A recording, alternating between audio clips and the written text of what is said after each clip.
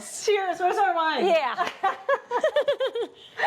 This is weird being on this side. Is it weird for you? I just wanted to switch it up. I know. It's so funny because like I did Wicked for so many years, and you know we stand and sing for good in specific places, and if you just know. Do you remember the tunes? Of course. Although it's funny because when somebody says a line from Wicked, I'm like, that sounds familiar. What is that from? It's so funny. Like, do you remember everything from Wicked? We weren't even going to start with Wicked. You just happened to throw out that bomb. Because we have certain sides when we stand on stage and sing "Thank Good" or "For Good" at the end. Okay, then we just have to go into it. It is like the elephant in the room, although that sounds negative. Everyone is obsessed right now because of the movie. Yeah, it's so exciting. Ariana, Cynthia, they're hysterically crying in every interview. They're so touched. They're so humbled, which I actually love. Yep. And I appreciate that. Yep. To even be in this role. Yep.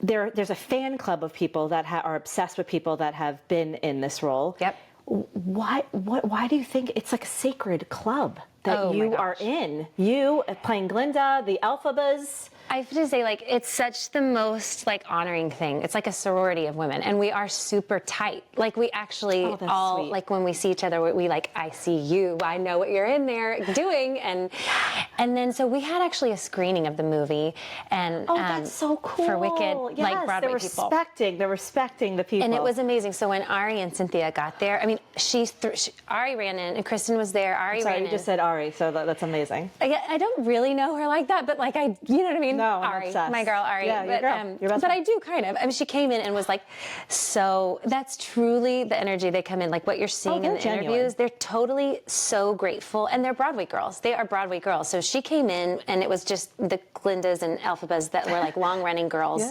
that were invited back. Original cast was there, but we did this kind of like press moment, like step and repeat photo op with just the witches and then the girls and then Cynthia and Ari. And so when she came in, she just like threw her arms around everybody. It was like, this is the best day of my life. I'm so nervous. I can't believe you're going to watch us do this. And you know, but like so excited. And it just felt like she truly is just so thankful to do it. And I have like the craziest story too, which I haven't really shared, but I'm going to just tell all your people. This is the moment. Cheers. And it's a true story. She won't remember it, but the last time I was in Wicked was in 2018 to 2019. I did a short stint, and Jessica Vosk was my Elphaba.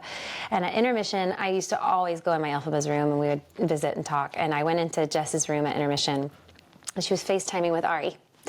Like which I had never met her, so I just hit my mic. I'd never met her, but they were just on FaceTime talking, and I realized they were talking about Wicked, the movie, and that Ari was getting an appointment to be seen, and she was feeling so confused. And I know like now why, but they were seeing all these girls for multiple parts, and like Ariana Grande can sing either part. She's amazing. She's amazing. Yeah, so, and you must appreciate that. That they're true singers. True singers. And like some of the best singers I've ever seen. Cynthia Erivo in The Color Purple was like a life-changing thing to me. It was unbelievable. Yes. So anyway, Ari's on the phone with Jess, and I walk in, and they're FaceTiming, and she's kind of like upset because she just really wanted to continue to be seen for Elphaba, but she was being seen for both. And they had just told her, we want to see you for Glinda now. And I'm in there in my top of Act 2 Glinda stuff, talking to her. And I just said, look, you can do either, and I get it. But like the thing is, don't sleep on Glinda. It's like a very cool like arc. You get this huge journey from like her growth to like from beginning to end, and it's so fun to play. Wow. True story. That's magical. I don't even know if she probably won't remember. It doesn't matter. It's real. You didn't make it up. No. You can ask Jess Voss. That is incredible. Why do you think this has shaped so many people, and it continues to, and now it's a movie? What do you think it is about? It is just so timeless. I mean, it is just like really like, I think that particularly with women, like just being able to like let your guard down and really show who you truly are to someone. True. And I think there's just these really beautiful moments in the show, and they're young, and you kind of get to see them really be vulnerable with each other. And I think it really resonates with young people in that way. And I think you're right. And also in the age now where we like don't have that kind of a connection, I think really, and I would say that too about live theater, getting to see that on the stage with real actors and watching those kind of interactions. Yeah, and having that emotional reaction. I have a little story, not really. I saw I saw Wicked the first week. It went on Broadway. Are you serious? With Idina Menzel and Kristen Chenoweth. Get out of here. That is... I'm about to leave because it was... I'm about to walk out. It was... I was like this. The best I was not ready. It was even better. I wasn't even ready for what I experienced. Totally. Is that wild? That's the craziest thing. And you did you know anything about it, or you just went in blind? Not really. I was in PR. You get tickets. Oh my God. Not anymore. Now I go to the diner. But it was... but it was...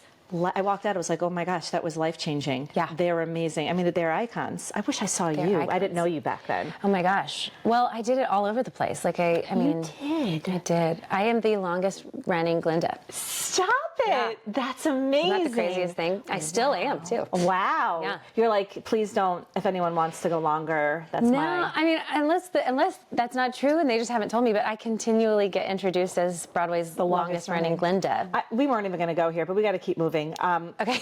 Because I was wondering, like, where are you from? You started with Wicked. We've got to keep going. I know. Sorry about that. No, you just threw out a bomb. It was amazing. You also had children. You have a husband. Mm-hmm. You also had children. Mm-hmm. It's almost like you pick a role, a major, amazing role, and you're like, I'm postpartum. Mm-hmm. Let's go. How are you doing that? Like, that is wild with kids, just managing. But were you postpartum with Merrily We Roll Along and Wicked? Yes. How the heck are people are just trying to take a shower in the morning postpartum? You're prepping, getting ready to go on stage. Yeah. How mentally go?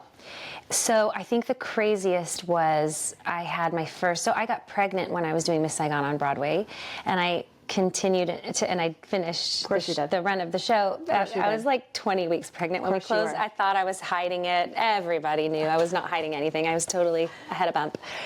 But then I was supposed to do like an out-of-town show, like shortly after Eleanor was born. And I kept thinking, I don't know how I'm going to make this work. And then she was late. And then I ended up having to, it was like all the complications. So at 5 weeks old, I'm not even kidding, I moved to San Diego with my newborn to start this out-of-town run of this new show. It was this Huey Lewis, the Broadway people will know it. It was Hard Rock and Roll. It was the out-of-town tryout for Hard Rock and Roll. Yeah. And I was playing the lead girl in it. And so I took my 5-week-old. Chris came with me for the first, it was like 3 weeks. Husband came with me for like the first 3 weeks, but then he had to come back for work and things. So I was out there just with a newborn. I don't started rehearsals. Laugh. I am just in awe. 5 weeks old. I know you personally, so you are an incredibly hands-on, loving mom. How are you so committed to this craft and able, for anyone? Every woman goes through it's so mentally exhausting, and your body's changing. You're trying to get back. It's like a whole thing. We've all been through it. Yeah. How are you mentally trying to stay focused on a part and also being a new mom? And postpartum, how did you do that? Do you just truck through? I think so. And also, I think too that I was, at times, I was really able to compartmentalize. Like when I was at rehearsal, I was really at rehearsal. Yeah. And I had the most incredible group there. Like the Heart of Rock and Roll team, Huey Lewis, it's Huey Lewis music. Wow. Huey and our writer, John Abrams, who actually just, Juror Number 2 is his film. Like he's an incredible writer. Our director, Gordon Greenberg, and then my leading man, Matt Doyle. We would be in that room just hysterically laughing all day. And I'm like, out of my mind postpartum. I don't even I'm trying to produce milk. I was just gonna say, are you pumping? Yeah. We're just gonna get into the details. And our choreographer Lauren Lataro also she had a 3-month-old, so she was pumping. So we were going to the pumping room together. But when I was at rehearsal, I was really able to be present at rehearsal. And then when I was at home with Eleanor, I was really able to be home with her. I'm going to call that your superpower. Not many people can do that you're able to just focus, truck through. Okay, now I'm done. Put on this different hat. Not everybody can do that, and I think that's a testament to how you've been able to continue in these amazing roles. Definitely the support system. Aaron is a dream come true, but that's Chris. They are the most incredible support, and then also I just really believe that And I love talking about amazing supporting husbands. Yes. All right, amazing husbands. I'm the luckiest. I know you have a great support system, and I've seen you guys. You're just. you would do anything for him, he would do anything for you. Yeah, we're such a team. Yeah, you are. Yeah, and we just really, it's such a gift. So I think that has something to do with it. But I also feel like I was really created to be a mom, and I was created to do this career forever, however long that door's open there, and like God continues to affirm that for me. But I really find like these are two parts of who I've been created to be. So I just don't feel, I mean, definitely it's stretching and definitely it's exhausting, and there's no way to like mince words about how hard it is. But like, well, I'm going to interrupt you. I saw you before Merrily. We haven't even spoken about that yet. Yeah. And you Merrily, like that's what the insiders call it. And I think everybody calls it. You're good. And you were in it. You're like, okay, I'm having a baby now. I just had a baby. I have to figure out childcare right now. We're going into production. We're starting rehearsals. That was the reality. So it's not just this magical unicorn moment. And you're like passing off the. It is hard. Yes, like every mother going into any job and trying to manage it. I saw you. It's hard. It's so hard. You did it, but it's hard. It's so hard. And like what you touched on is the logistics of it. Like every new contract I have to find new childcare because it's, I can't guarantee them work after the show closes. So every time I have a show, I have somebody new taking care of my kids. And then they go and they usually get other jobs and move on. And I have to find somebody afresh every time, get them trained and get them used to the kids. I mean, finding childcare in the best of circumstances is stressful and hard. I know. Yeah. You're like, I have 5 minutes to find someone that I trust with all my heart. Yeah. And you did. And we did it. Yeah. Oh gosh. Yeah. Every time I've been so lucky with childcare. Yeah. What was your I made it moment on Broadway? Like, oh my gosh. Gosh. You're like, I'm still waiting. Don't be like that. No. Okay. I mean, like my Broadway debut, I had just turned 21. It was at Lincoln Center, and I replaced Kelly O'Hara in a show called The Light in the Piazza down there. Yeah, Icon. And Wow, big shoes. It was big shoes. And it was such an incredible show.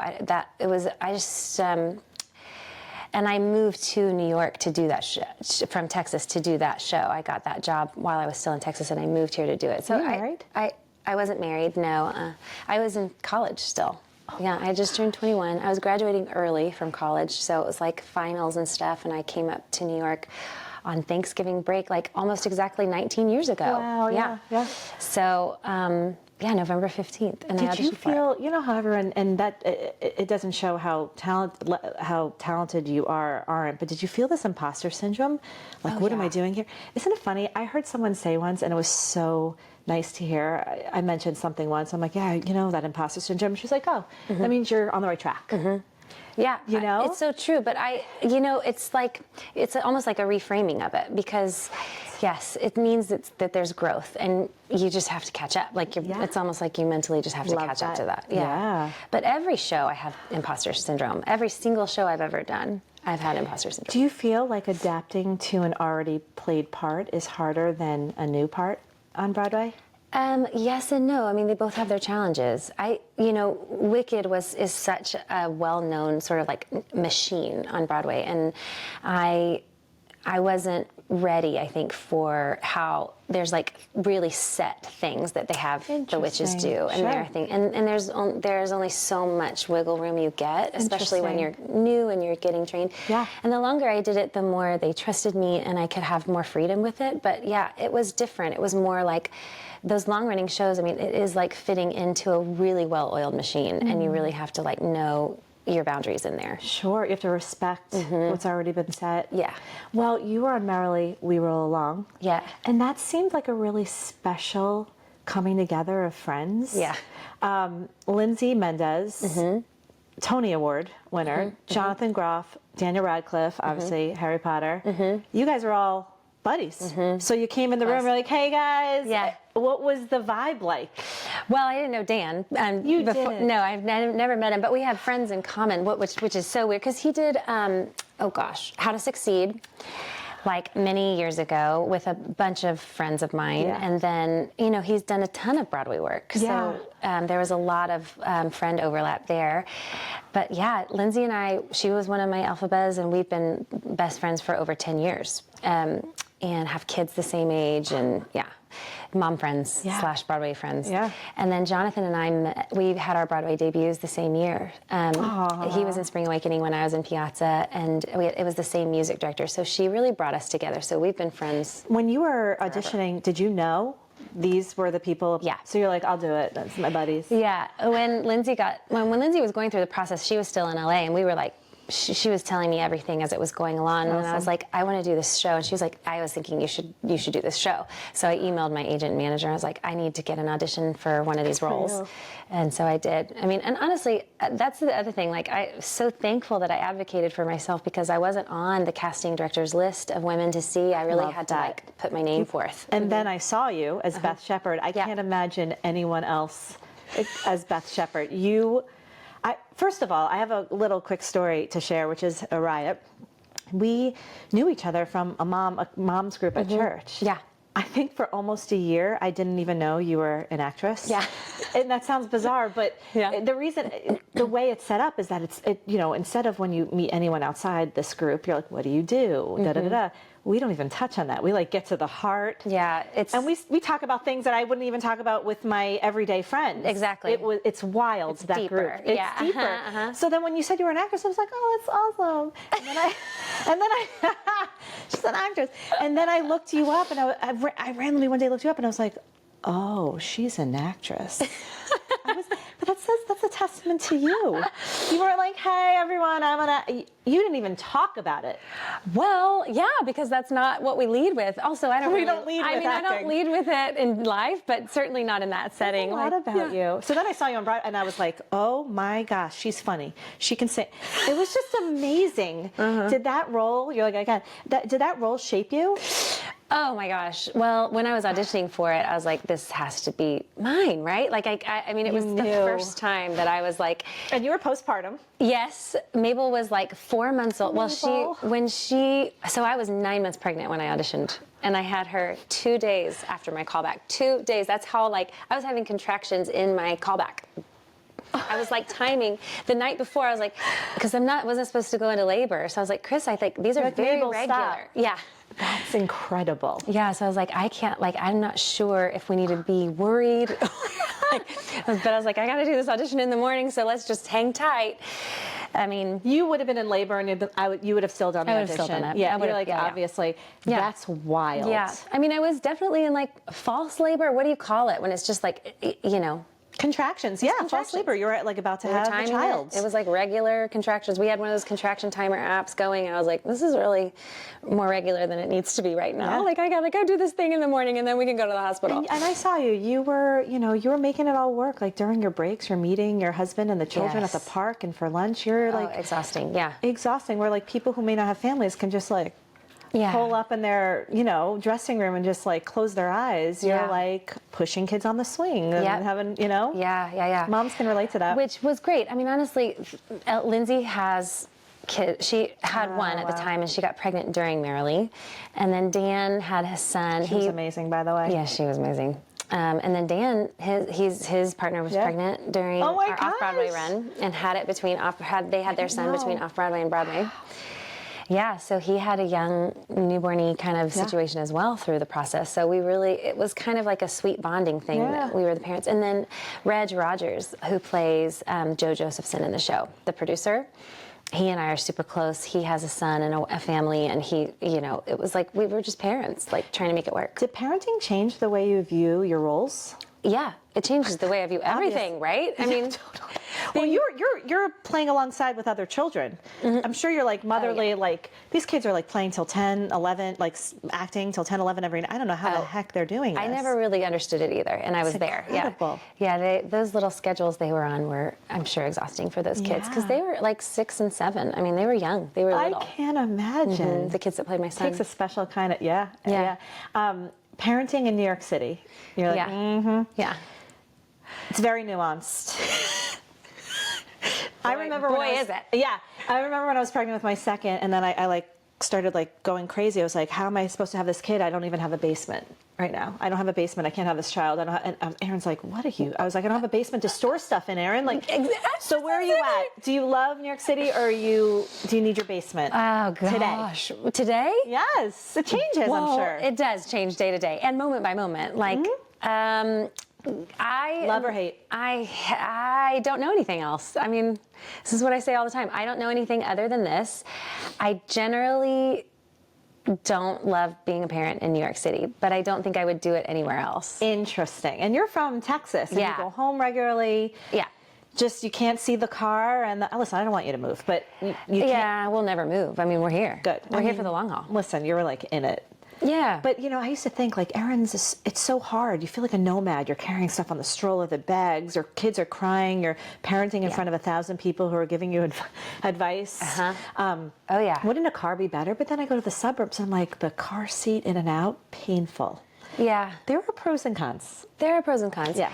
I have to say, like, every time I talk to somebody about the cons of suburban life is getting kids in and out of the car seat. And I'm like, it is like an Olympic sport. It's a lot. Yeah. Crying. Yeah. I just found like that to be less hard. If that's like the one and only probably challenge I've ever found of. Because, we go down to Texas, and with the pandemic, we lived there for 6 months. Yes, you did. I go for like months at a time, not months at a time, a month at a time every summer. We go 6 months out of the year. Yeah, right. Yeah. But like, so even those little tastes of it, I'm like, yeah, I mean, this is like, it is still easier, right? I think it's still easier. The space and the backyard and the backyard. Yeah. But I had a paradigm shift. My kids are a little older than yours. I used to be so jealous of the backyard, and then I saw people whose kids were my kids' ages now, and they're out. My kids are out more. They're at the park more. So true. The other kids, they don't want to play with their siblings. They don't feel like it at that moment. And when they go to the park, they may not know everyone. And when you go to a park in New York City, especially if it's near your school, it's like everybody, someone for your kid to play with is there, and there's a parent It's an incredible community. It really is, and I'm so glad you said that, because I really do, like, I don't hate New York. I don't hate being a parent in New York. But there are times that I'm just like, this is the most unifying thing for my kids as they're growing. I mean, they are each other's playmates, and really what solidifies is what you're saying. Like when they go to the playground and they find games together, and then they make friends with other kids, and it becomes more of it's really magical. I know. And then you can take in like 3 or 4 playgrounds in a day, because it's all sort of right there in Central Park. Playground hop, that's what we call it. It's like our favorite weekend activity for sure. Yeah, so that's what you do with your fam. You playground hop. We totally playground hop. We stop for lunch and then we go to another playground. I love that. Yeah. I think that's really, really awesome. Yeah. You're on the Upper West Side? Mm-hmm. Do you like it there? Yeah, I've been a West Side girl my whole... That's great. Yeah, the whole 20 years, 19 years I've lived here. Mm-hmm. What area of the city inspires you? Oh, I love Central Park. And so definitely that. Yeah. But nature in general, it really does. Isn't it such a gift? Yeah. I loved it so much more. I had such a bigger appreciation for it during COVID. I was like, wow, this is like beautiful. I always loved it, but wow, what a deeper appreciation. Yeah. And since having kids for me too, I had such more of appreciation for Central Park. Yes. Yeah. Where do you practice when you prefer your ability to prepare for a role? I have a friend who was on Broadway, and she's like, I used to practice my auditions in the car. I was dying. I was like, the people walking by must have really appreciated that. She's like, you just got to do what you got to do. Yeah, find your spot. Mm-hmm. Where's your spot? Yeah. Just like in my apartment. I have to do it in my apartment. So are you like doing the laundry and they're like, yeah. Yeah, I mean, I also have one of my best friends, he's my music director, and we actually write music together as well. He works for Rosie's Theater Kids, that organization for Rosie O'Donnell. Yeah. And they have a space in Midtown. And at the end of his work day, after I put the kids down, I can go down there and we work on things together. And if I have auditions and things that I need to work on him with. So you're not in a car? No, I don't have. Well, Chris uses the car, so Chris commutes to Connecticut every day to go to work. So reverse commutes. That's where you're writing music. I mean, you're writing? Like, not really. Like, Steven is the writer, and he and I have collaborated on things. Yeah. That's incredible. Yeah. Are we going to hear it sometime? I just released one. Yeah. I know, isn't that so random? This sounds like so prepped. It does sound prepped. This was so genuine. You're like, I actually just released one 5 minutes before this podcast. I know. Actually, I did. It was like last week. That's amazing. Yeah. Will you send? I'll show it. Will you send me the clip? It's on Spotify. You can stream it anywhere. What's it called? Margarita Christmas. It's a Christmas song. It's so silly. Yeah, I was. It's not silly. I'm obsessed. Yeah, it's the craziest. That's incredible. Christmas little ditty. Yeah. Listen, I have an important question to ask. Is there a spot that all the theater people go to after they perform? Yeah. Are you able to share it? Yeah, Glass House is a big one. Glass House Tavern in Midtown is a big one. Let me think. There's others.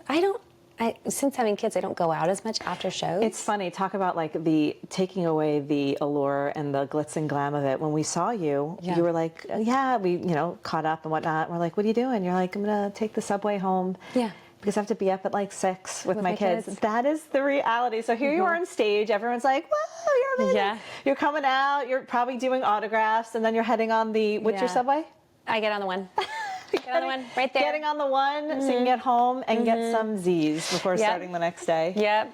And I see the same like buskers every night after the show. It's like I see the same drummer and the same, people singing songs on the way to the train, which actually is really magical. That is really magical. It's kind of fun. What would you tell the young you looking back? I love this question. What would you say to you? Well, what would you say to you? I want to know.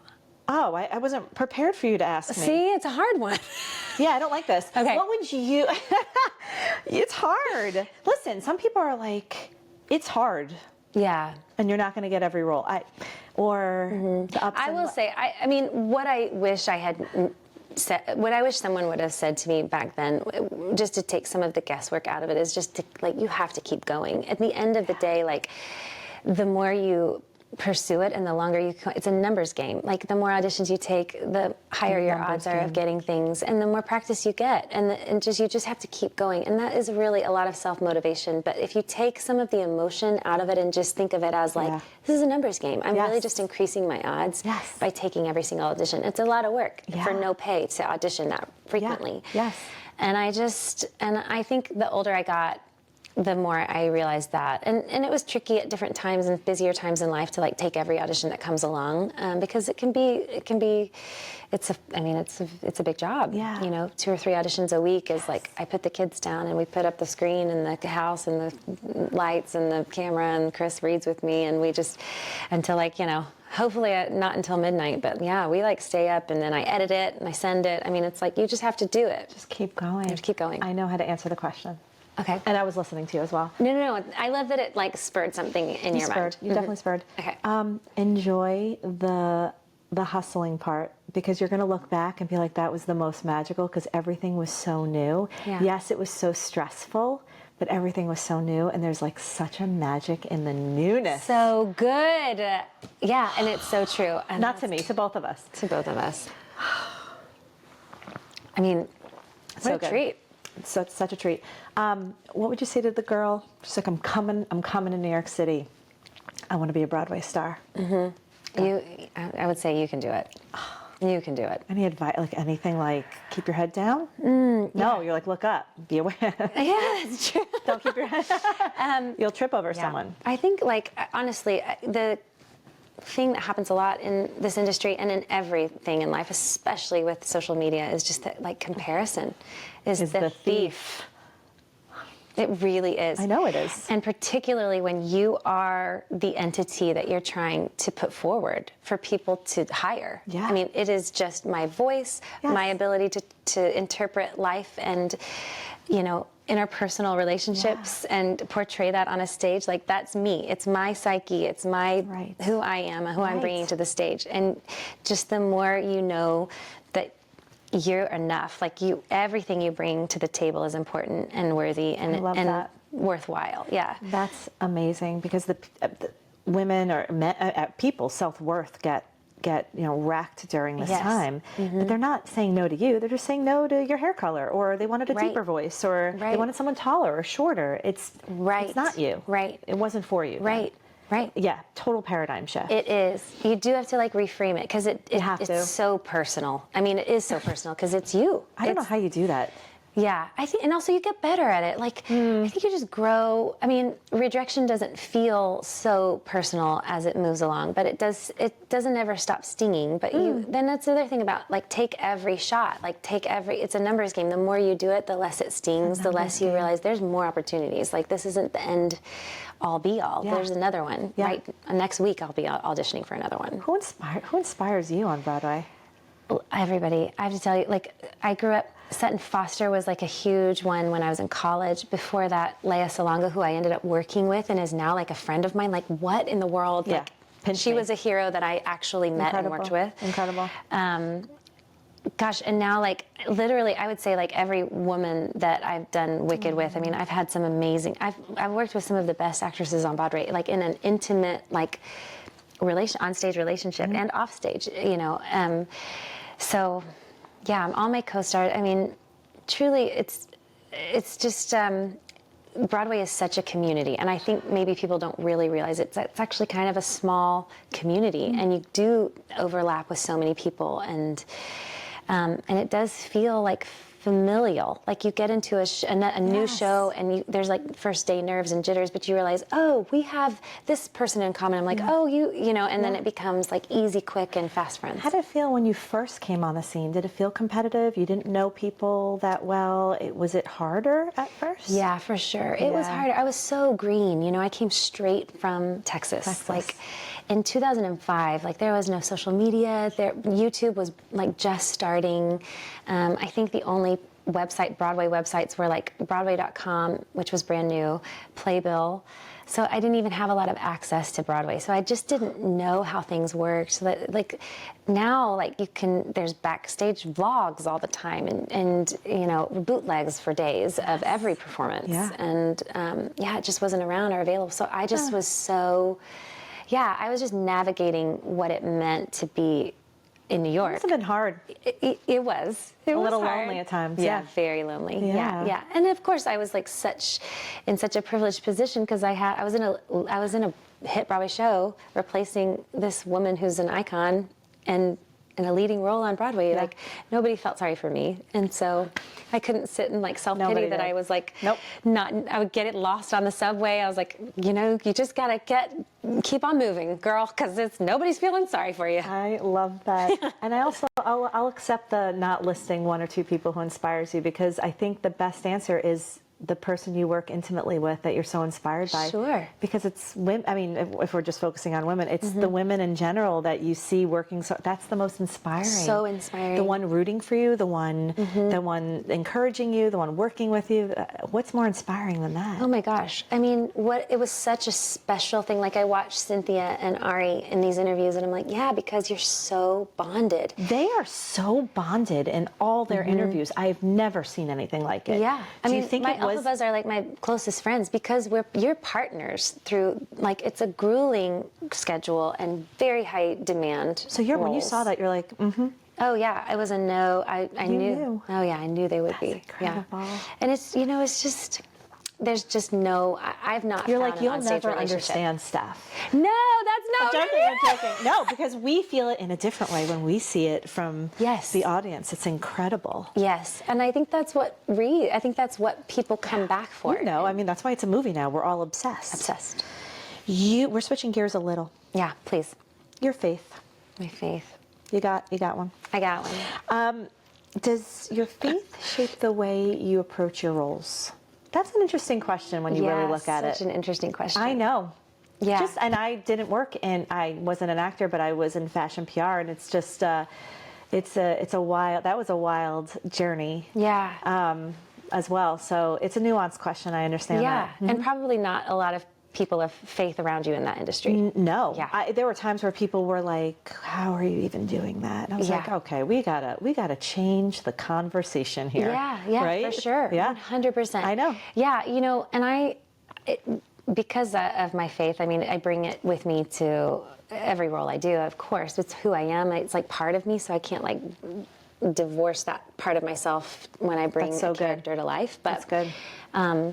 Yeah, I mean, it doesn't change the way I interact with people off stage. But I will say, like in the Broadway community, and there's a lot of LGBTQ+ in the Broadway community, and like there's a lot of hurt from the church in the Broadway community, particularly with that group of people. And so I think just like leading with love, especially in offstage relationships in those ways. And like, I mean, I don't know, it doesn't really like change how I would love somebody. I mean, it does completely change how I would love somebody, but I mean, you know, just because I'm in the theater or in a Broadway community or in a secular setting, it doesn't. I totally agree. It doesn't and same in the fashion world. Yeah. Holding a place for your good friends and just listening and being there. And have there been any challenges in within your journey relating to your faith? Yeah, it can be isolating for sure. And I do feel a little more timid to be open about, like, my kids go to a Christian school and we go to church every Sunday, and my mom's group is a Christian mom's group. It does, so You're a Christian. And I am a Christian. So it does feel like I tend to be a little more timid to share that openly. Again, like, I don't feel like that doesn't have to be my front foot in every conversation, you know, as far as what I say. I totally agree. But it does make for like, you know, when challenges do come up and how I feel led to navigate them and how my faith sort of calls me to navigate different challenges, whether it's interpersonally or whatever, it has led to good conversations around that. I also think you know, at times people are really loud about their faith, and there are people that are gifted and, you know, speaking about it wherever they go, and that's incredible. But I think there's something really special about that quietness at times, because that sometimes screams louder. Totally. With the way that you live and conduct yourself and speak with people and love people, where they may be coming to you, being like, what's happening? Yeah. What's going on? Yeah, totally. Yeah. I have, the other night, I was with two of my girlfriends who aren't Christians. Just going to ask, is there a special moment you want to share? Yeah. Oh my gosh.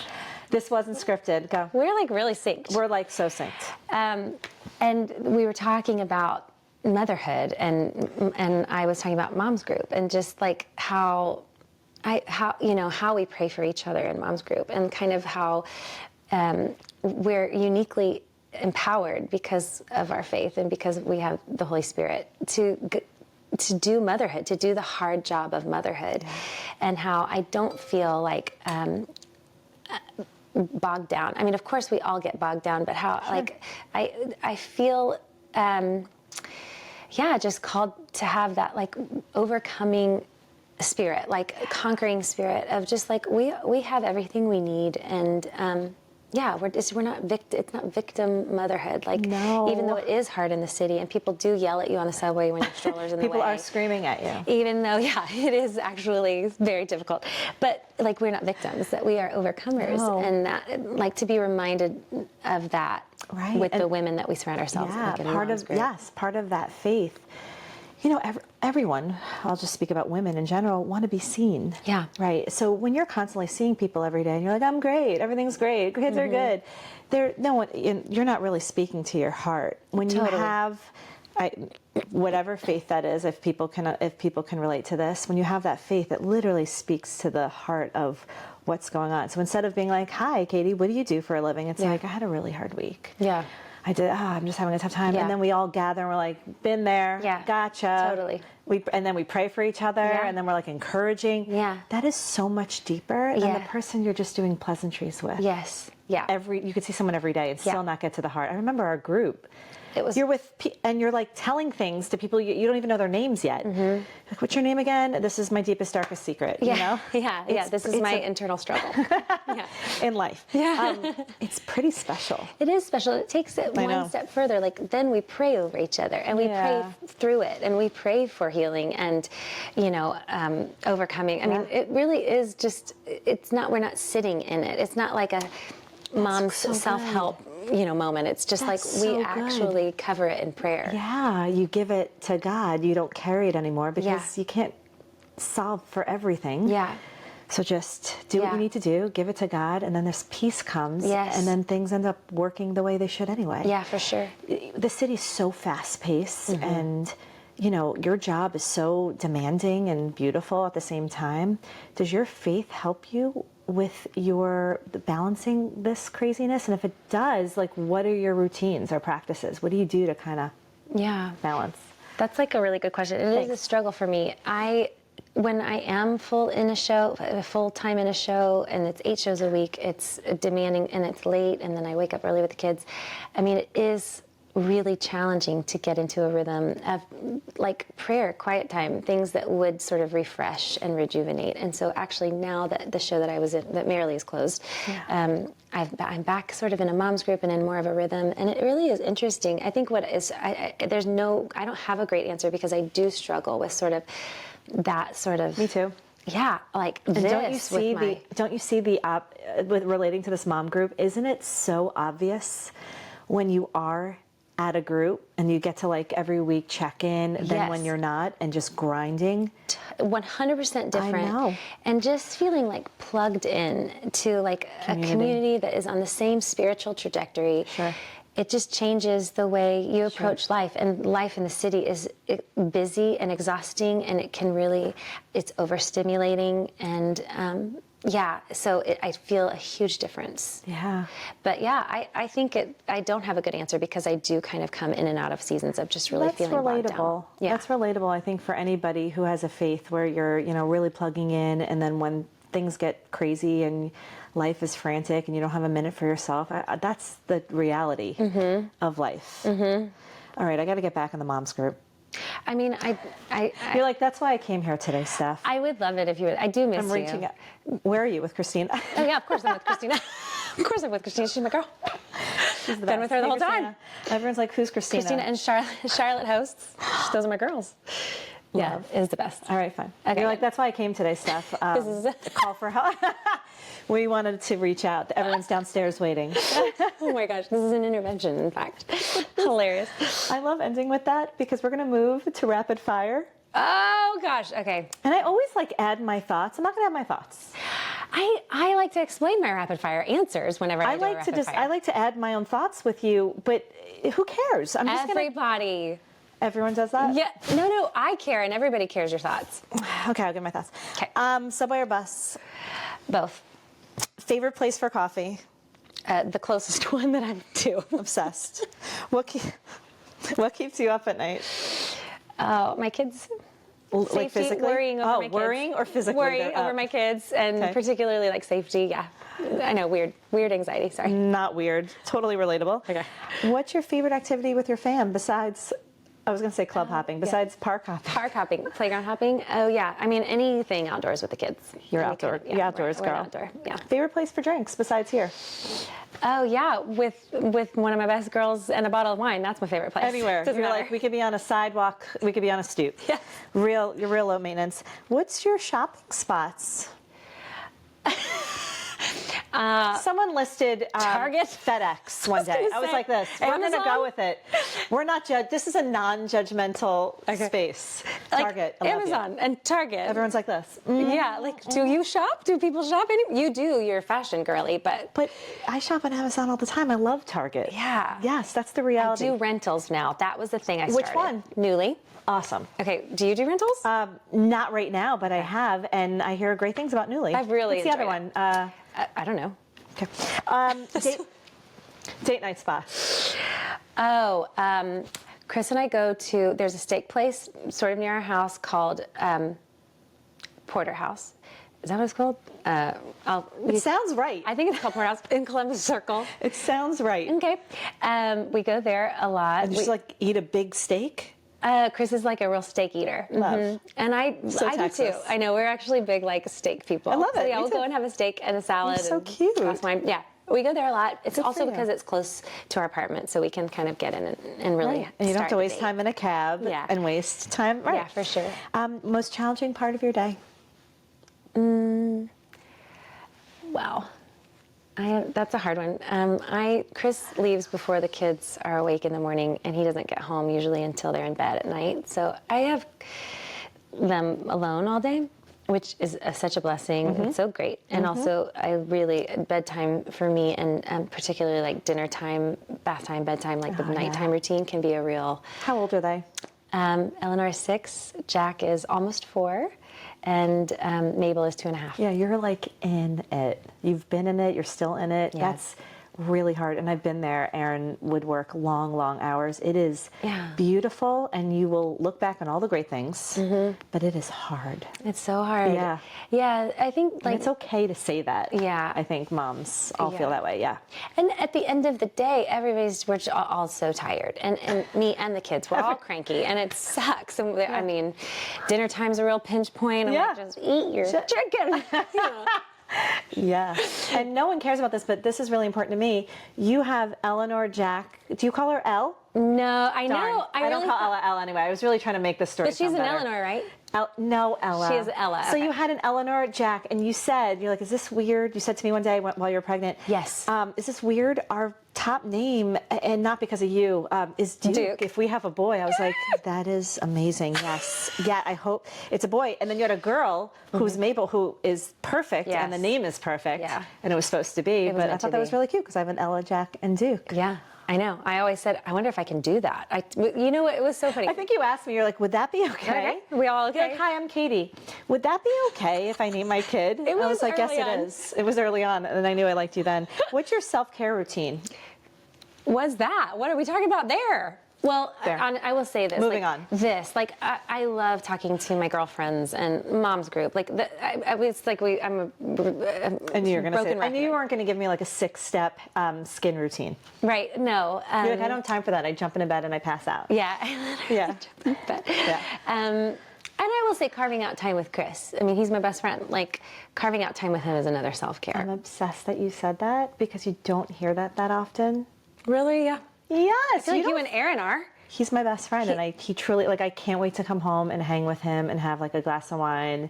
He's my guy, but I think that's rare. Yeah, I do too. Yeah, I do too. mean, they're lucky to have us too. Oh, we're so awesome. Sure. Last, well, this kind of feels silly with you. I was going to ask you a celeb sighting or favorite run-in. You're like. Steph, I'm surrounded by celebs. I'm not surrounded by celebs. Who's your favorite one that you have to list one then in this? I'm sorry. Stop being so inclusive. Okay, well, lots of people came to Merrily because people were really loving it. And it's Dan and Jonathan and they've worked with lots of people in Hollywood. But Meryl Streep came. I met her, Billy Crystal, Martin Short. I mean, it was like kind of like icons that, Like when you met them, where you're like, I can't. This is happening. Yeah, I was like Meryl Streep. I mean, the others aren't. What do you do? Did you bow? I did. I kissed her ring. No, I mean, it was like. And she allowed me. They were so amazing. I mean, it's just that like they really responded to the show, and the song that I got to sing in Merrily, people really. Will you sing that right now? I'm just kidding. Yeah. So they were just so generous. I mean, the thing is like your song, that song. Yeah. I mean, they just come and it was me and Lindsay with them at the time, and they particularly like talked about each thing like that we both had and did, and they were just so generous. Because they appreciate. Yes. And they appreciate good work, and you guys delivered. I mean, like totally. You're inspiring them as they inspire you. Yeah. That's amazing. Yes, it was. And Billy Crystal said something about one of my comedic moments in Act 2, and I was like, well, I can retire now because you thought I was die, funny. You're like, I'm going to be positive and say retire. No, but I was thinking I could die happy. But truly, like Billy Crystal, I mean, iconic. Yeah, iconic. That's amazing. I was going to stop there, but it's New Year's week, and I wouldn't be me. Well, we're celebrating, but I wouldn't be me if I didn't ask you to close out with an Auld Lang Syne. Let's go. song. Let's do it. You ready? Yeah. Let's do go. I know that? Cheers. Just make it up. Okay. Okay. What are the words? Do we know it? Not really.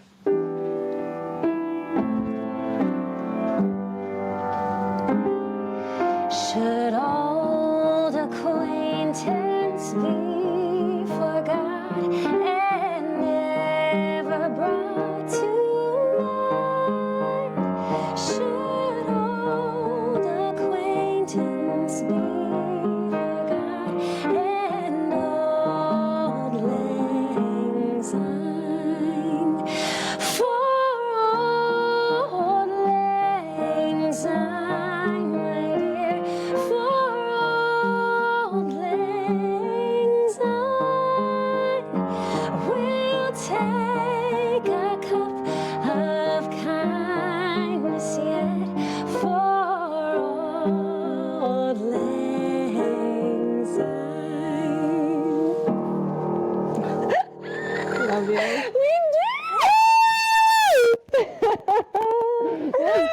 Cheers. Cheers. Where's our wine? Yeah.